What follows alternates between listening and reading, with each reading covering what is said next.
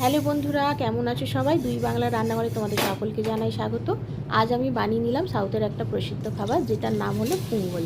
তো আমার কাছে ছিল গোবিন্দভোগ চাল আর মুগ ডাল। তো আমি এটা দিয়েই খুব তাড়াতাড়ি একটা সিটি দিয়ে আমি এটার মধ্যে ঘি, সাদা তেল, সমস্ত উপকরণ দিয়ে আমি কিন্তু 5 মিনিটের মধ্যেই বানিয়ে নিলাম। তো তোমরা নিরামিষের দিন বা উপোসের দিন এটা বানিয়ে নিতে পারো। উপোসে যদি চাল না খাও তাহলে কিন্তু তোমরা এর মধ্যে ডালিয়া দিয়েও বানাতে পারো, সেম পদ্ধতিতে। তো এটা খেতেও কিন্তু খুব ভালো লাগে এবং যেহেতু কুকারে হয় খুব তাড়াতাড়ি এটা হয়েও যায়।